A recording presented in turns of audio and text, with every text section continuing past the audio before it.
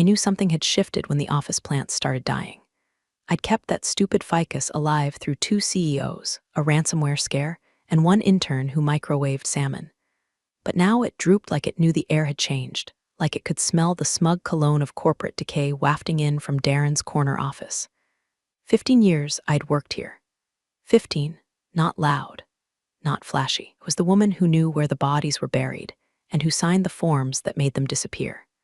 I'd saved this company's ass more times than our innovation team had pitched recycled ideas at quarterly reviews. Payroll, compliance, vendor contracts, crisis management, you name it. I was the duct tape holding the company's guts together. And then came Darren. Silicon Valley haircut. Smile like a rental car salesman. Disruptive ideas that somehow all involved firing women over 40 and replacing them with ex-frat bros in matching button-downs who called everyone chief. He walked in the front door with his oat milk latte and LinkedIn buzzwords, and within a month, he was whispering in the president's ear like some kind of career tapeworm. Oh, and hey, real quick, before we go deeper, if you're one of the 97% of people listening who haven't hit that little subscribe button yet, maybe do that now. Throw us a like while you're at it. It keeps this whole storytelling train rolling, and honestly, it makes the team behind this feel like we didn't just scream into the void. All right, back to the mess. Darren started his campaign with optimization. That was his favorite word. Never meant anything good. Started merging departments that didn't belong together, cutting long-term contractors, and bringing in his own people, which turned out to be old classmates from a tech startup that folded faster than a dollar store lawn chair. At first, he was all smiles with me. You're essential, he'd say, hands clasped like a youth pastor. We value legacy employees. I knew better. He didn't want my advice, he wanted my access. My institutional knowledge, my calendar invites and budget keys. I gave him just enough rope to make his PowerPoint sparkle, but not enough to actually tie me up with. Then came the erosion. Meetings I'd always attended, suddenly rescheduled without me. Emails I wasn't CC'd on. Projects I'd nurtured for quarters were reassigned to Todd, who once asked if PDFs could get viruses.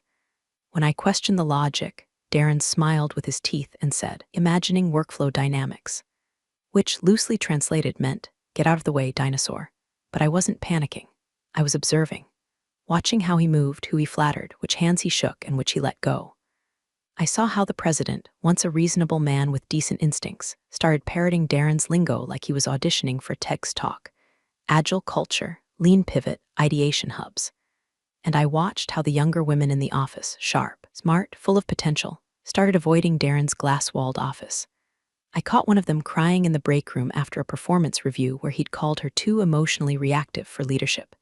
She had a master's in operations and ran our entire logistics system without a single error in 18 months. Darren didn't care about results. He cared about dominance. Still, I said nothing. I kept my head down, my tone pleasant, my work flawless. Behind the scenes, I started documenting every policy change, every odd budget request, every Slack message he deleted 2 seconds after sending, every hiring conflict of interest I could sniff out with my coffee-stained gut instinct. Because I knew Darren thought he was replacing me, but I wasn't being replaced. I was being underestimated, and that was going to cost him everything. The first thing Darren did was rename departments, not restructure them, not streamline them, rename them. Suddenly, my operations and strategy division was part of growth enablement. What the hell does that even mean? One day I was overseeing compliance audits and contract renewals, and the next I was supposedly scaling customer delight. If that sounds like something scraped from a fortune cookie run by a hedge fund, that's because it was. My job title didn't change, just everything else. Moved my top analyst, Rachel, over to revenue intelligence, reporting directly to him. No conversation, no transition, just a Slack message that said, quick FYI, we've got a better fit for Rachel's talents over here. Appreciate your flexibility. My flexibility? I'd let him live this long. That was my flexibility. Then it was Javier, procurement guy who could negotiate a 5-year vendor contract with nothing but a whiteboard and a 7-Eleven coffee. Reassigned. Cross-functional learning, Darren said. Translation, poached to fill the spreadsheet-shaped holes his frat bros couldn't figure out. The worst part wasn't that they left, it was how apologetic they looked doing it. Quiet glances. Quick hallway I'm sorries, like they knew this wasn't a promotion. It was a chess move. I was the queen Darren was trying to corner. I stayed outwardly calm, too calm, the kind of calm that makes people nervous. I started color-coding my files with obsessive precision, printed agendas, time-stamped emails, meeting notes written with the clarity of a courtroom stenographer. I wasn't documenting for memory. I was building a war archive, and the president, he went from daily check-ins to "can you give us the room?" in 3 weeks flat. Used to brainstorm solutions together, fix budget shortfalls over breakfast burritos in his glassed-in corner nook. Now, he just nodded along with whatever jargon Darren spilled across the table, like he was hypnotized by the sound of his own company being turned into a buzzword blender. At one point, I tried to raise a red flag, pointed out that Darren had approved Gala catering expenses that were 2.3x above the original vendor quote. The president blinked at me like I'd just spoken Dutch. "Maybe you're misremembering the numbers," he said, voice syrupy with manufactured patience. Darren's got a solid handle on things. Misremembering? I had the damn receipts, literally. But instead of slamming them on the table, I smiled, nodded, and added another entry to my growing dossier. Page 37, gaslighting attempt, budget discrepancy, 3:14 p.m. Darren's smile only got wider as he chipped away at my territory. Like a raccoon in a loafers and lanyard disguise, scavenging credit for anything that moved. He presented one of my legacy workflow models at a board preview as his personal innovation. I was sitting right there. He didn't even blink. The president clapped, but still no rage, not visibly. I doubled down on performance. Every report was flawless, every task on time. I greeted his every insult with the polite precision of a guillotine. The others started noticing. People who used to rush past my desk started slowing down. Some lingered a few seconds too long. One whispered, "Hang in there, we see it." I nodded, but I didn't need sympathy. I needed silence. Silence was better. Silence meant they didn't know what I was doing after hours, who I was talking to, who I was quietly looping in. They didn't see the USB drives in my locked drawer, each labeled by quarter and coded with 3-letter nicknames that only I understood. They didn't know I'd started pulling public filings on Darren's previous company, that I'd noticed an interesting overlap between our new design vendor and his ex-roommate from business school. They didn't know I'd booked a lunch with someone from the parent company's audit team, someone I once helped get their kid into a private school waitlist back in 2016. Let Darren keep playing Empire Builder. Let him poach, rename, undermine. He thought I was reacting. I wasn't. I was rearranging the pieces, quietly, carefully, because you don't win chess by yelling. You win by letting the other side think they're in control, right up until their king has nowhere left to go. I heard it through the damn HVAC vent. I wasn't eavesdropping, not on purpose.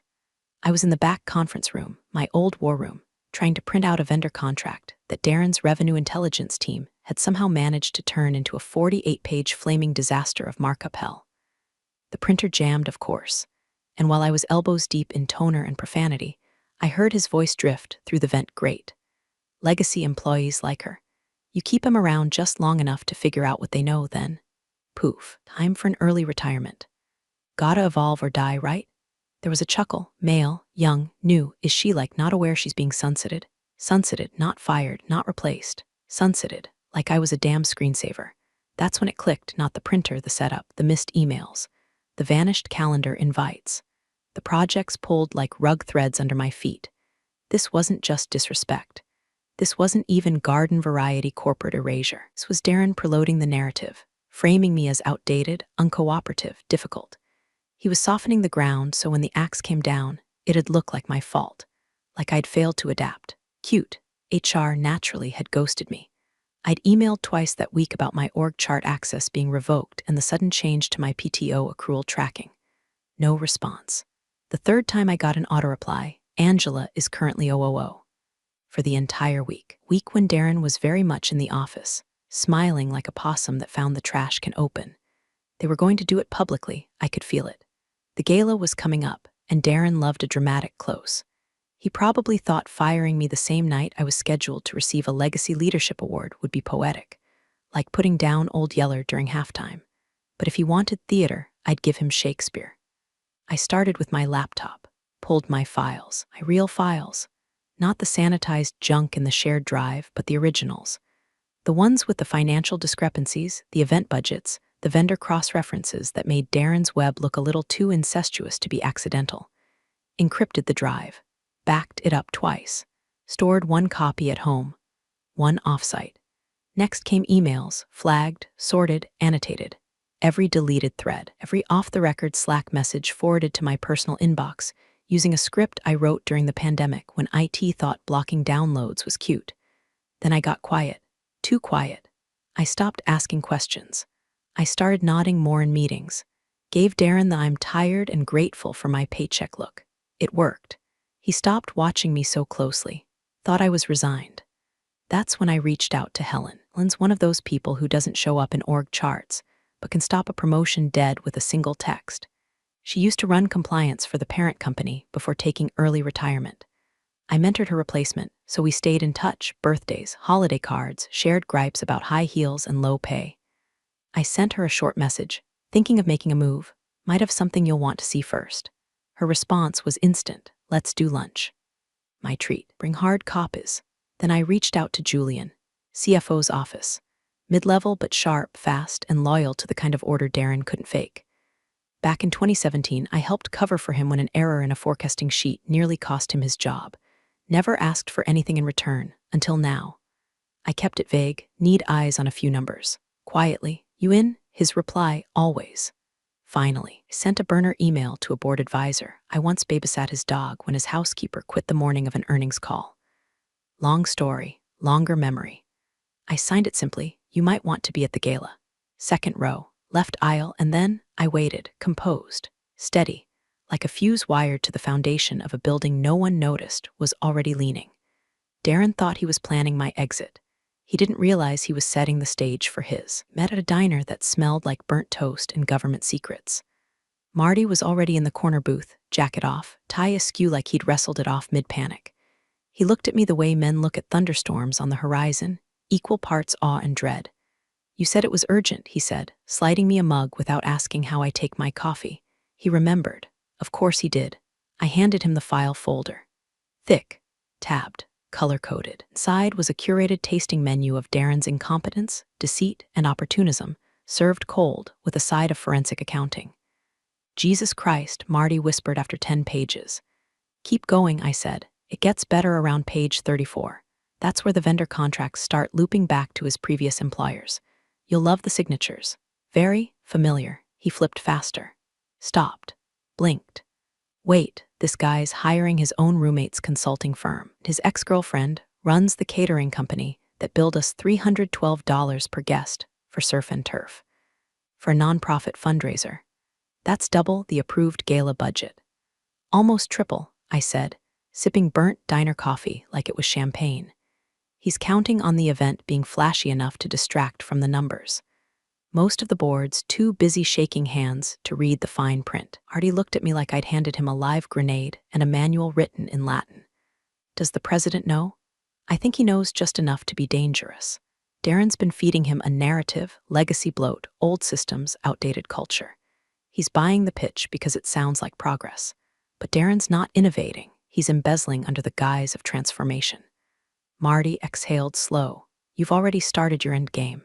I didn't reply. I just pushed the second folder across the table, thinner, glossier. Titled, Contingency Plan Leadership Realignment Proposal. You're not just burning his house down, Marty muttered. You brought the blueprint for the rebuild. Someone has to. I've already outlined a restructuring model. Minimal disruption. Cuts dead weight. Reinstates ethical oversight. Most of the board will love it once they see it wasn't their idea. You'll present it, not me. His eyes darted up. Not going to speak? Not until I have to. Right now, I'm just a legacy manager about to be honored at the gala. Wouldn't want to make waves. He laughed once. Bitter. God, I forgot how terrifying you are when you're calm. I smiled. That's when you should worry. By the time we left the diner, the sky was bruising with sunset, and Marty's phone was already buzzing, probably cross-referencing vendor INs with internal disclosures. He didn't say goodbye, just grunted and drove off like he was headed into a war he didn't plan on losing. Back at home, I lit a candle. Not for drama, for ritual. Then I finalized the dossier. Everything I'd been gathering over the last 2 months. Darren's hiring history and known associates conflicts of interest across vendors, tech platforms, and consultants' budget discrepancies tied to the gala, travel expenses, training retreats that looked suspiciously like golf weekends emails, showing directives were written after approvals, screenshots of Slack conversations that self-deleted. But not before I ran my scraper. It wasn't emotional. It wasn't petty. It was clinical. Each file had a label. Each label had a date. Each date had a number that linked to one of Darren's paper cuts across the company's trust. And when you added them up, it told a story, one that ended with him walking out. Not waving, not smiling, just gone. The last thing I did that night was print 2 clean copies of the dossier. One for Marty, one for the CEO of the parent company. He didn't know he'd be attending the gala yet, but he would. The gala smelled like desperation and over-budget champagne. Crystal centerpieces glittered under rented chandeliers. String quartet playing some soulless corporate arrangement of Fleetwood Mac. Waiters in bow ties serving lobster bites to people who called themselves thought leaders and hadn't thought an original thing in years. I wore black, not the cocktail kind, not sequined or plunging or flirty. No, I wore executive black, structured, clean, quiet. The kind of black you wear to boardrooms, funerals, and coupes. People smiled at me as I entered. The kind of tight-lipped smiles that say, "Heard you're on the way out, but I'm too much of a coward to say it out loud." I smiled back. I was serene, ice-slick, untouchable. The event was Darren's baby, his vision, his chance to show the parent company that he could elevate the brand, whatever the hell that meant.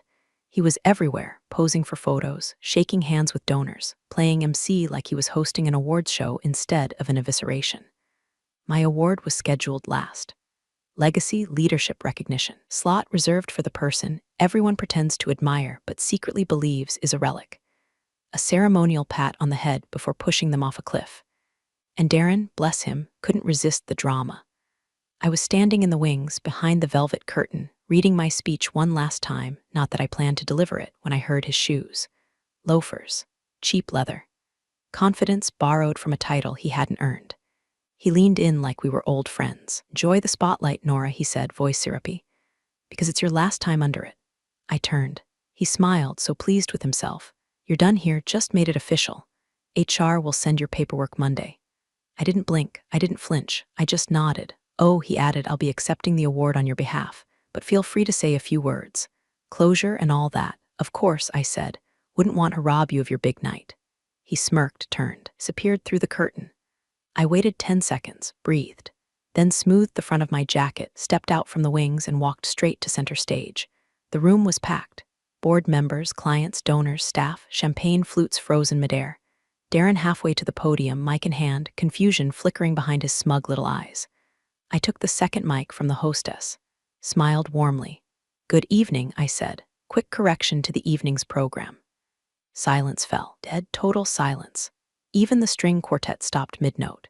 Apparently, I continued, tone light as air. "Our VP of Growth Enablement has decided I'm, quote, done here, effective immediately."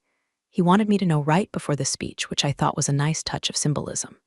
A ripple moved through the room, gasps, shifting chairs, the sound of champagne being set down very carefully. Darren was frozen, mic still in hand, face somewhere between "oh shit" and "this wasn't in the script." And since he's handling HR now, I added with a half smile, "I suppose he thought he could handle this too." That's when I saw him, back of the room. CEO of the parent company, black suit, no tie, leaning against the wall like he'd been waiting for his cue. I hadn't told anyone he was coming. He stepped forward, walked past startled donors, past frozen executives, straight down the center aisle as if he owned the oxygen in the room. Darren stepped back, clearly confused, tried to gesture at the CEO like maybe he could explain this away with a firm handshake and a LinkedIn buzzword. But the CEO didn't even glance at him. He walked directly to me, took the mic gently from my hand, turned to the room and said, "Actually, Darren's done here." The floor dropped. Someone gasped. Someone else dropped a glass. Darren just stood there, mouth open, no script, no backup. I stepped aside. Calm, centered, focused. Let the CEO speak. Let the board whisper. Let the room tilt on its axis. I had done what I came to do. The moment wasn't loud. It wasn't angry. It was just precise. And the night was only beginning. The seconds after the CEO spoke stretched out like molasses over broken glass. "Actually, Darren's done here." That sentence cracked through the ballroom like a bullet made of ice. Could almost hear the oxygen evacuate people's lungs. Glasses paused mid-toast. Forks hovered midair. Someone in the back coughed like it was the only sound left in the world. Darren, he didn't move. For the first time since he strutted through our doors with his gelled hair and empty briefcase, he looked small, not defeated, not even angry, just confused, like a golden retriever that accidentally walked into the wrong wedding. The CEO turned to me, just a glance. He addressed the room. I'd like to thank Nora for 15 years of unmatched service, and I'd like to apologize that her dismissal was neither authorized nor appropriate. He said it without raising his voice. No theatrics, just fact, corporate execution with surgical precision.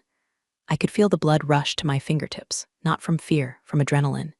Vindication is a strange kind of high, not warm, not celebratory, more like clarity with fangs. Darren finally found his voice. Wait, I think there's been some confusion. There's no confusion, the CEO said, cutting him off without even looking his way. I've reviewed your recent hires, your expense approvals, and your misuse of delegated authority. Your employment is terminated effective immediately. Please return your badge and company property before leaving this evening. The "this evening" landed like a slap. He didn't say Monday, didn't say let's schedule a conversation. He said now. A black tie gala. In front of the board, the donors and the servers passing shrimp cocktail. Security didn't rush in. They didn't need to. The pressure of silence was enough. Darren opened his mouth again, then closed it. His face flickered between fight and flight, but couldn't land on either. A moment later he turned, no eye contact, and walked stiffly toward the exit. Nobody clapped. Nobody stopped him. CEO handed the mic back to me. The stage is yours if you still want it. I looked at the crowd. Their eyes were on me now, not as a relic or a placeholder, but as something harder to define. Something they didn't expect to survive the purge, let alone stand tall above the wreckage. I raised the mic. I had a speech, I said, smiling thin. It involved some fond memories, a few thank yous, and a tired metaphor about torch passing. I think we're past all that now. Few scattered chuckles. Nervous, but real. So instead, I continued, I'll just say this. Leadership isn't about volume or spectacle, or flashy rebrands and bloated galas. I looked out, let my gaze pass over the board members, the execs, the employees who used to whisper hang in there in hallways. It's about stewardship, about knowing where we've been and having the guts to carry it forward without selling out the foundation. That foundation is still here. I'm still here. Then I stepped back, not dramatically, not teary-eyed, just enough to let them sit with it. Let them feel the tectonic shift that had just taken place beneath their catered feet. The CEO nodded once, and then applause, not polite, not forced, slow, building. It started on the left side of the room, Julian from finance, Helen's protege, one of the junior project leads, and then it spread like fire. I didn't smile. I didn't bow. I didn't need to, because I hadn't just survived Darren's coup. I'd outwritten his entire playbook, and the next act was mine. Darren made it halfway to the double doors before his ego caught up with him. He spun around, red-faced and puffed up, voice shaking just enough to betray the panic under all that performative confidence. This is a misunderstanding, he barked, gesturing like he was calling a foul at a pickup game. This is political. This is retaliation. The CEO didn't blink. He simply reached into the inside pocket of his jacket, pulled out a manila envelope, and opened it like he'd been waiting for this exact tantrum. I thought you might try this, he said. Calm, clean, clinical. So allow me to read just one paragraph from the internal review we conducted. He unfolded the first page, cleared his throat, and spoke with all the warmth of a guillotine. Page 9, Section 3. The vice president in question authorized the reallocation of funds totaling $183,472.84 to a vendor registered under the name of a former business associate, without proper disclosure or board oversight, and in direct violation of Fiscal Protocol 11B. The room went dead again. Someone gasped, probably from legal. The CEO folded the page, slid it back into the envelope, and nodded toward the back. Security, he said, not barked, not shouted, just said it, and two men in black polos stepped out from the wings like the universe had rehearsed this moment in advance. Darren looked around like someone might stand up for him. No one did. He turned toward the president, his former ally, puppet, shield, but the president looked pale. Hands clenched on the tablecloth, eyes cast down like a man watching his own career bleed out in front of a crowd. Darren's last stand was pitiful. Are we seriously doing this here? In front of everyone? His voice cracked at the edges. This isn't due process. The CEO didn't even raise his eyes. Your badge, Darren, that was it. Security didn't manhandle him, just escorted, one on each side. Like ceremonial dishonor guards at a very quiet, very public funeral. Doors closed behind him with a soft hiss. Then the noise started. Not clapping, not murmurs. The first wave was board members pushing back their chairs, some headed toward the CEO, others toward me. Half looked furious. The other half looked like they'd just seen the second coming of fiscal accountability. Nora, we need to speak. Why didn't you bring this forward sooner? Who else knew? I kept my voice low. Measured. I said the same thing to each one. I brought it to the right people. At the right time. Some respected that, others hated it, but none could argue with it. They had the dossier now. Marty had passed it out like communion wafers in the back of the room. Page after page of documentation, vendor histories, bank account cross-references, Slack logs that had been deleted but archived through my fail-safes. No emotion, just facts, just math, just receipts. I didn't gloat, didn't apologize. I let the silence do what silence does best, trap people in the echo of their own choices. The president tried to approach once. I turned away before he got within 5 feet, not because I was angry, because I was done. He'd stood by while Darren dismantled the company's ethics brick by brick. And now he wanted absolution, a handshake. He could retire with his pension and his guilt. That was his reward. Me, I wanted peace. And maybe a long bath. The time I left the ballroom, my heels were silent on the carpet, the kind of silence that feels like justice.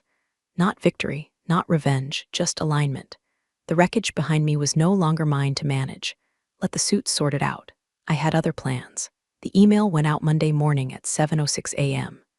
Subject line, Leadership Transition Update. Body text, effective immediately, President Ronald T. Wilkins will be stepping back from his duties due to ongoing health-related stress.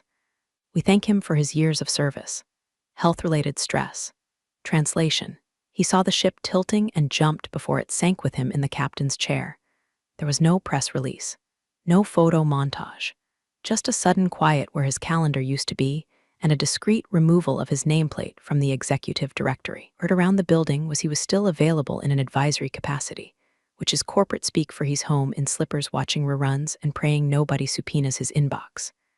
By 10:00 a.m., I got the call. Not an apology, not even a formal offer.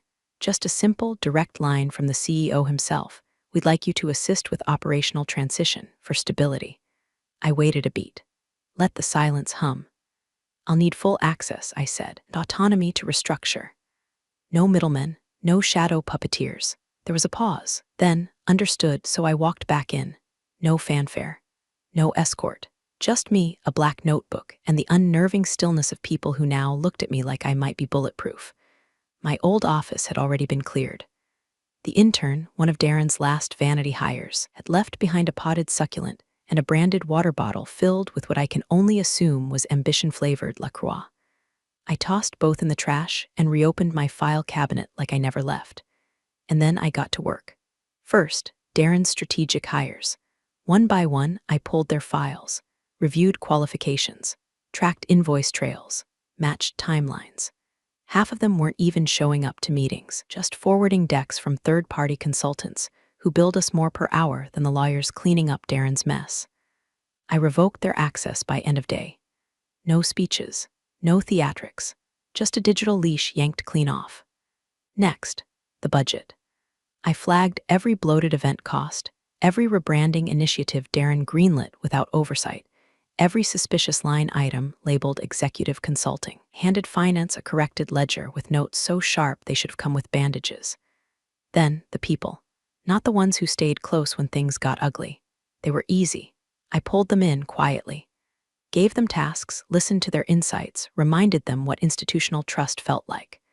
No, the ones I watched closely were the weather vanes, the ones who'd praised Darren in meetings and emailed me condolences after his fall. To them, I said nothing. Gave them clean slates and rope. How they use it is their business.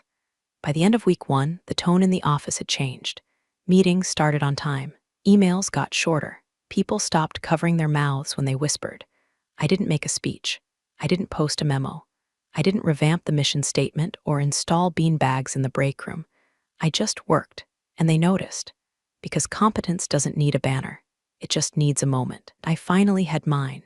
The conference room was colder than usual. Frosted glass, soundproof walls, 10 chairs, one pitcher of untouched water, and a silence that felt less like anticipation and more like judgment withheld. The kind of room where decisions happen that don't get emailed out, where futures are redirected with a nod. The CEO sat at the head of the table, sleeves rolled, no preamble. "Thank you for coming," he said. "Let's begin." One by one, read off the points of the new leadership structure. Titles shifting. Oversight chains tightening, budgets realigning. The company, he explained, was entering a new phase, one where strategy was not just marketing spin, but actual operational scaffolding. One where accountability wouldn't be optional. And then he looked at me. "We'd like to offer you the newly established role of Chief Strategy Officer. You'll report directly to the board." And only the board. No applause, no gasps. Just the collective stillness of people who suspected this was coming and now had to adjust their posture to it. I didn't smile. I didn't hesitate. "I accept," I said. That was all, no speech, no dance. Just a pivot point disguised as a sentence. They moved on to the next item. Budget realignment, department reviews, but I wasn't listening. I was already working, mentally opening tabs, filing pieces, executing plays I'd designed in my sleep. By week's end, I made my first official move. I reinstated the mentorship program, the one Darren had gutted because he didn't believe in legacy ladders, the one that had helped 3 women in accounting get certified and 2 ops associates transition into leadership, the one he said didn't align with our agility roadmap. It was back, and bigger. Then came the purge.